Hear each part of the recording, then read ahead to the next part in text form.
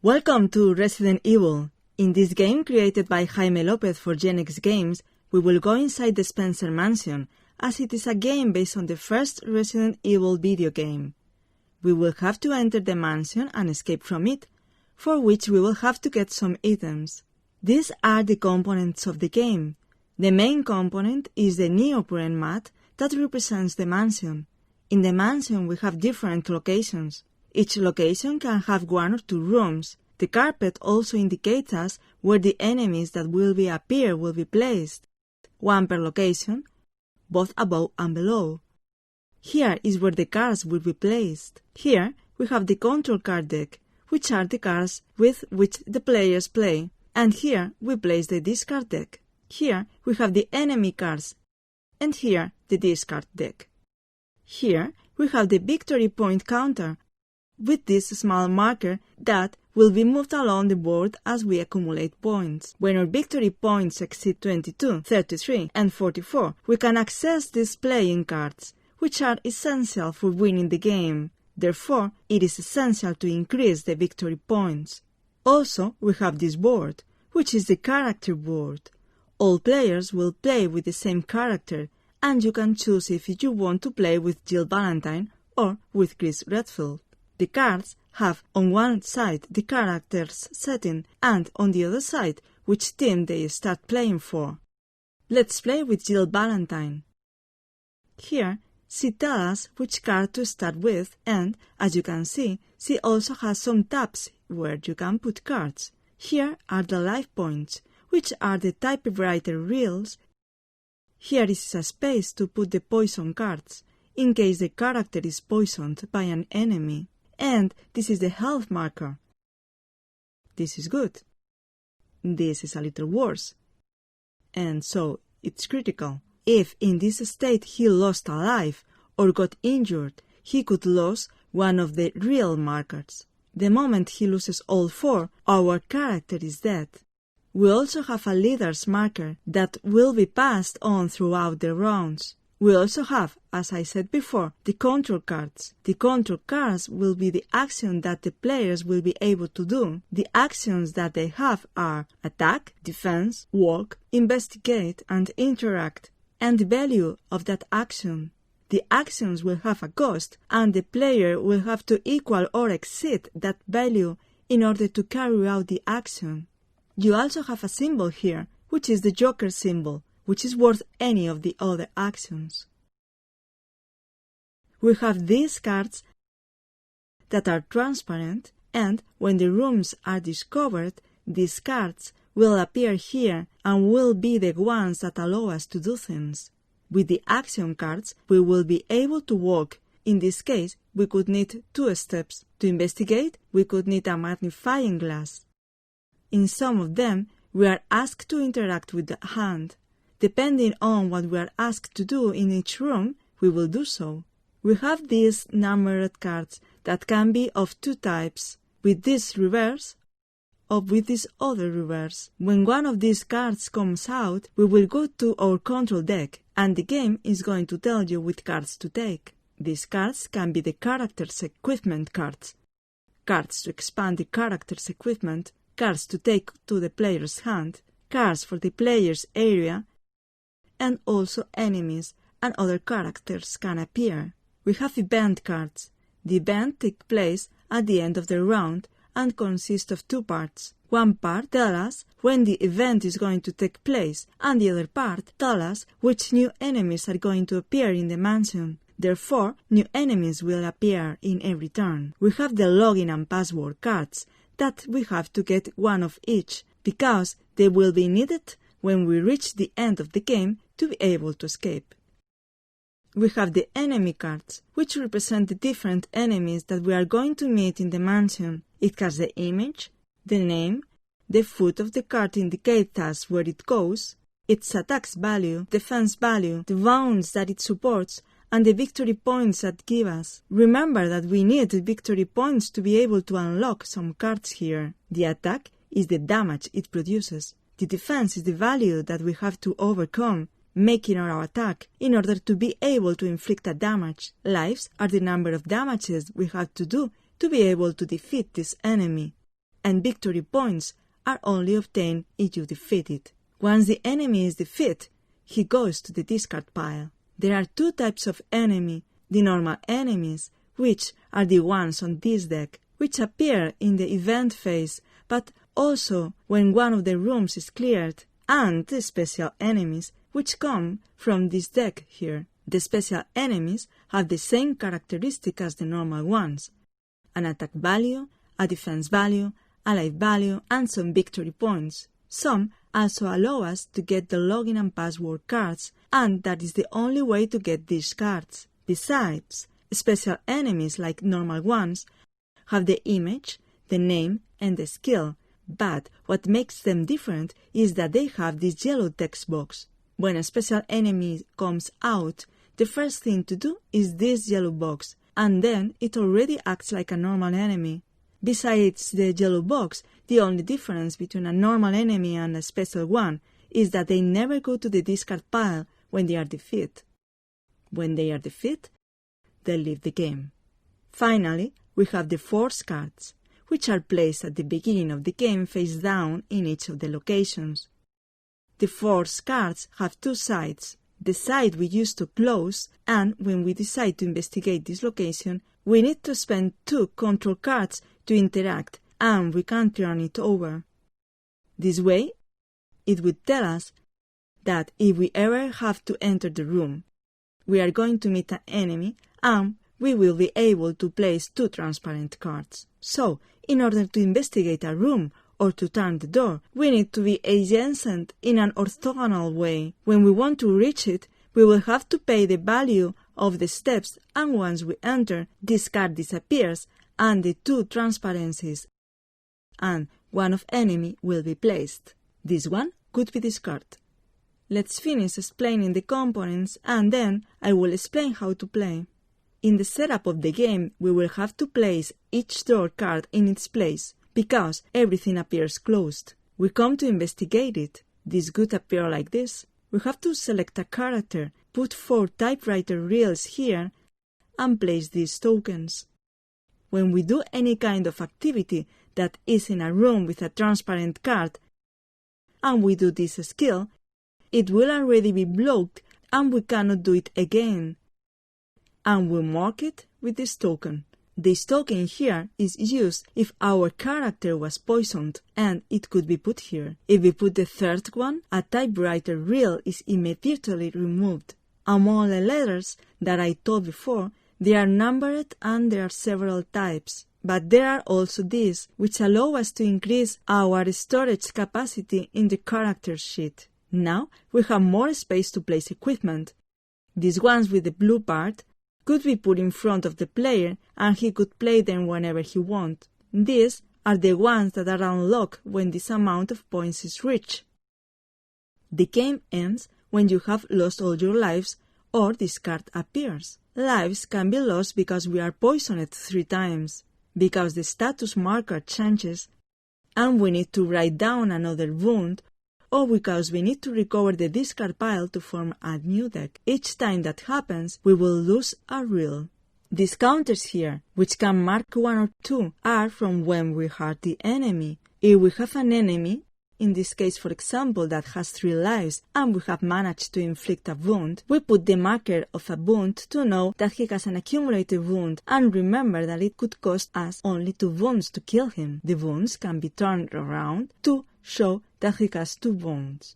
We also have these batteries that are used for some cards that, when they come into play, ask you to put some tokens on them. For example, in this case, the flashlight. The flashlight tells us to put 3 batteries because it means that we can use it only 3 times. Each time we use it, we will remove one of the markers, and when it no longer has markers, it will be an element that cannot be used. As it has a purple foot, this is a card from the character's equipment, and when he enters the game, he will be placed here. We have here another one that tells us that every time we spend a card to interact, we can put one of these tokens on it. These tokens represent boots. To be able to put these tokens, we need to spend actions. And finally, we have 4 our character weapon cards. The weapons come with their ammunition and tell us that every time he or she carries it, they come with bullets. We have these tokens for the bullets. On one side indicate 1 bullet and on the other side indicates 2. In this case, we could already have 5 bullets. Every time we need to use a bullet to shoot an enemy, we would have to remove one of the tokens. These are all the elements of the game. Now, I'm going to explain how a turn works. We are going to play with Jill Valentine. She starts with these 3 cards, 1, 2, and 3.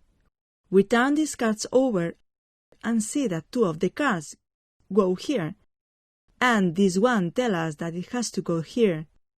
Here we have to add 5 bullets. This could be the pawn we are going to play with. Once we are prepared the game, we choose who is going to be the first player to play and give him the leader marker. The leader has to deal 12 cards in sets of 3. The 12 cards are dealt whether 4 players play or not. That is, in a 2-player game, each player could receive 2 sets of cards. To 3 players, the leader could receive 2 sets of cards, and the other could receive just 1 set. If it is a 4-player game, each player receives 1 set. Let's say we are playing 2 players. Let's put 2 sets of cards to the other player, and I could get my 2 sets of cards. I cannot see both sets of cards. I would first play one and then the other. This one at the moment I kept and play with this other set of cards. I am the initial player with my first set of cards. Let's meet here at the entrance of the mansion. And these are the cards that I have played. I can investigate, I can interact, I can walk. They are good cards.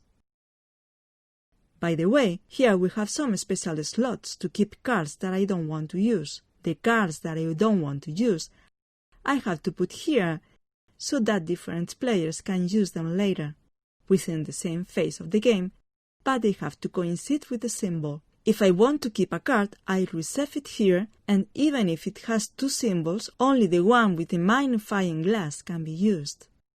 I start here and go to the entrance. The first thing we do when a character wants to enter a room is to turn the card over. He tells me that if I enter, I had to pay 2 steps, and when I enter, this card will be removed, and I have to meet an enemy, and I have to put a transparent one. As we have just started, I want to go in. I pay 2 steps. This card is discarded, and immediately I have to withdraw the door card. It tells me to place an enemy and a transparent card. In the transparent card that we have, we can with a magnifying glass look for the 11 card that will be good for us. These are clues that tell us what we are going to find with the card we are going to add.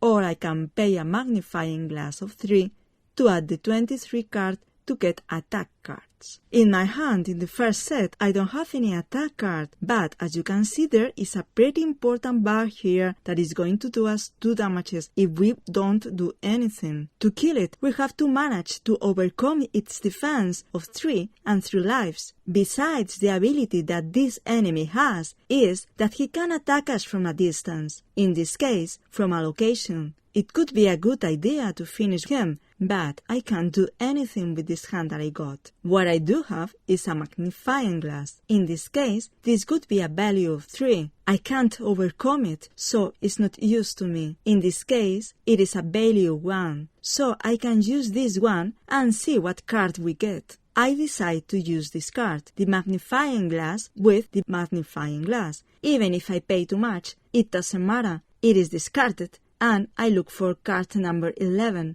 I turn it over. It is a player's Steam card. It says, remove this card from the game to draw a card from the discard pile. I can use this card at any time during my player's turn. I win it here because it is part of my team, and it also gives me a victory point. We score a victory point. I have this one left. I decide to use this one of 2 to raise this room. I use both hands to lift this door. As I am adjacent, I can do it. I discard this card and turn this door over. It tells us that to enter here, we should spend one step, that we will find an enemy and 2 transparencies. If I wanted to come to this room, which, although it is within the same location, is different, the pawn should first move here by spending one step, and then move here by spending another step. So I could use 2 steps. It's my partner's turn. My partner has these cards. They are good cards because he has an attack of 3. He also has joker cards, which are very good because we can use them for anything we want. He says, the first thing I want to do is attack this gentleman. He attacks him with a value of 3, and as this gentleman has a defense of 3, he manages to overcome the defense. So we hurt him. We take one of the wounds, and we put it on him. This gentleman has 2 lives left. My partner discards this card because he has used it and continues to play. He decided to play and, for example, spend these 2 to keep attacking, but as the defense is 3, he is not outdone. So he decides to use one of the bullets from the gun that says, remove 1 bullet to cause a wound. So 2 plus 1 from the shot is 3, which makes another wound. We flip the marker, so he has 2 wounds. The bullet is discarded. The card we played is also discarded, and he could have this 1 left. We could do the same thing again, but in this case he says, as I have 3, and I have a magnifying glass, I'm going to look for the 23 card that tell us there might be damage. So he discards this to look for the 23 card of the pack of cards. If there is more than 1 copy, the card must be taken at random. As in this case, the 23 has 2, so without looking at them, I take 1 and put the other 1 back in the deck. Great! We got another gun! We put this gun here and put 6 bullets on it. My partner's turn is over.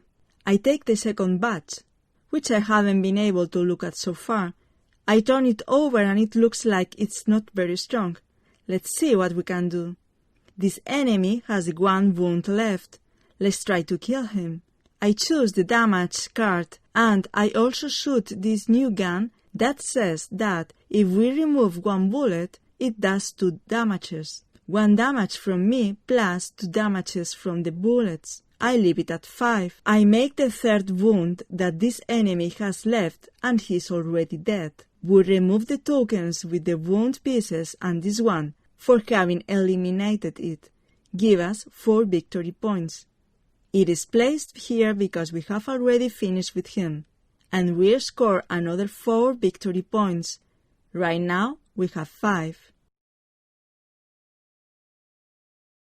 I can leave this here in defense in case my partner wants to investigate something and doesn't have enough cards, and an enemy comes out. I leave it here as a hand so that the next player can use it. It's the next player's turn, and he has these cards. Since he can attack, he doesn't care if another enemy comes out and decides to use these 2 steps, and he's going to come here. Since you have arrived here, you have to remove this card. An enemy appears. Under the transparencies, some cards with abilities will remain hidden. Those will not be able to be used. I place here our pawn, and we have here a zombie that has an attack 1, 3 of defense, and 2 of life. And besides, if we defeat him, he gives us 2 victory points. He has a skill that says he moves 1 step for every other zombie in the game. As there are no more zombies, at the moment he can't move because he doesn't move by himself. I have 2 magnifying glasses, and I decide to take the card number 20. This is the console. Just by having it, it already gives us 3 victory points. We put it in its playing area and we score our victory points. Here, we have this zombie that wants to attack us. The player has 2 options. He has 2 of attack, or 2 of defense, or 2 of hunt, and he can use these cards, but he can only use them as hunt or defense. The truth is that he can't do much with these cards. and he has to discard this one because he can't do anything here. You could investigate here because you have 2 hand cards plus 1 hand card left by the previous player in the reserve. You decide to turn this card over and take a little more advantage of your turn. There are no more card sets left to play, so the player phase ends. Now, the enemy phase will begin. The enemy phase consists of 2 parts. The first part is skill activation. The first thing to be done is to activate the skills. In this case, we only have 1 enemy, so it's done immediately. It moves 1 step for every other zombie there is. As there is no more zombies in the game, it doesn't move. Besides, he can't get up closer to the pawn because he is already at his side. Every time one of the cards has to be moved, it must always try to end up closer to the pawn. In this case, as it is impossible, the skill could have no effect, and as there are no more enemies, the second phase of the enemies could begin, which is the attack. As you can see, the attack hurts him. A damage represents that we have to move this marker once. It's already a bit touched. Then would come the event phase. In the event phase, we take a card and read it out. There are 2 types of event cards, red and blue. The blue ones are usually good. We read the first part of the event card that says, during the player phase of the next round, if the character is in location 2, any player may spend 2 hands to add 3 victory points to the victory point counter and may do this even twice. And it also tells us to steal from the enemy deck and place an enemy in every room without an even door. So, another enemy is placed here. This one stays upside down in case we have to consult it. Each location can have a maximum of 2 enemies. A third could not be placed here. The oldest enemy is considered to be the one stuck to the mat, and this is the most modern enemy. There may be occasions when we ask to discard an enemy. The one that is stuck to the carpet will always be discarded. Or, if the oldest enemy is discarded, it could come here and the next one could be placed here. This has been a round of play. Now, I am going to explain how the game would continue if we had more rooms uncovered or more enemies uncovered, so that you can see how the enemy phase especially works. I am going to withdraw this. Let's imagine that we have unveiled it. We have to place 2 transparencies, 1 enemy, which is a raven. Let's imagine that our character came here. We have to place 2 transparencies, and the 33rd card, which is possible a special enemy. If we beat him, he will give us 6 victory points and a login and password card that we need to leave the mansion. He tells us that every time he has to be activated, he is going to ask us to steal a card that is probably another enemy.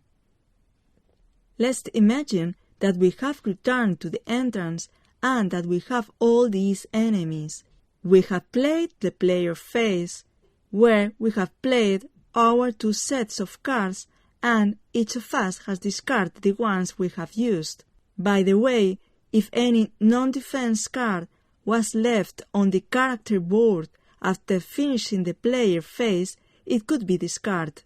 Now it is the enemy's turn to act.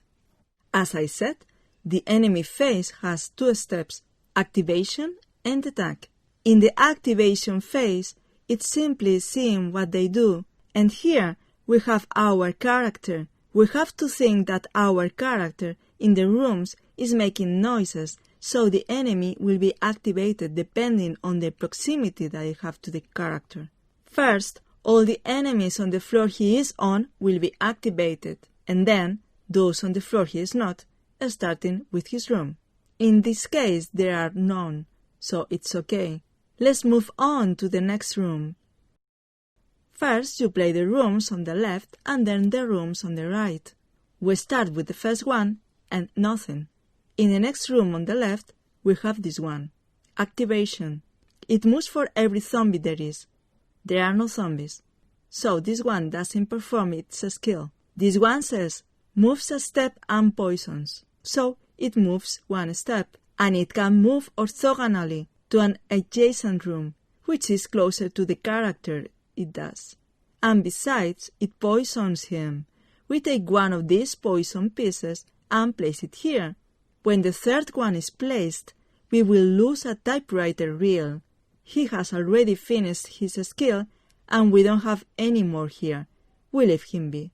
From the rooms, we go to the left, then go to the right, then to the next left, and then to the next right. Then we go upstairs and proceed in the same way, first in the one you are in, as this is the closest one. It tells us that you can move up to 2 steps. It is placed in a location closer to the pawn, so it has already activated its skill. It is our turn to move to the next one. I could touch the closest one on the left. Again the raven. It tells us that it moves twice. The raven can be placed here because there are already 2 enemies, but it can be placed in a room that is closer, which is the adjacent one on the left. Let's see if it gets here. 1. As it moves orthogonally, it can come down in one movement and place here. You have finished your move being closer to the pawn than before. This one tells us that at the activation we have to draw the 34th card. As we are in the activation of the enemies, we throw the 34th card, which is this one. There are several copies. I take the first copy I find and, oh my god, this doesn't look good. It tells us that the snake gains 2 of attack until the end of the activation. So, we leave it here to know that this right now is a 3. It has no other type of activation. Once all the enemies that are in the mansion have been activated, we proceed with the attack. We start here. The wasp, which has already poisoned us, has a 0 attack, so in the attack phase it doesn't do anything to us. We will continue with the newest enemy of this location, which has an attack of 1. If we didn't have defense card in the player's zone, we couldn't defend him. So we could take an attack and this would already go to critical. We continue with this one. This one doesn't have a distance attack. As well as we are not in the same location as him, it doesn't hurt us. We move on to this one. This one doesn't have a ranged attack either. And this one here doesn't have a ranged attack either, so it doesn't hurt us either. All the enemies could be solved by now. Then we could move on to the event phase and then to the final phase. With this, we have finished the turns. The game ends when this card appears. Once this card appears, if we have not lost the life counters before, it will be over. We will have to write down in our campaign diary how we have won, if we have stayed alive or not, if we have killed the special enemies or not, if we have got the login and password cards, etc. We will count the victory points, and that will unlock new cards for the next games. That's it. Thank you very much for playing Resident Evil, the card game.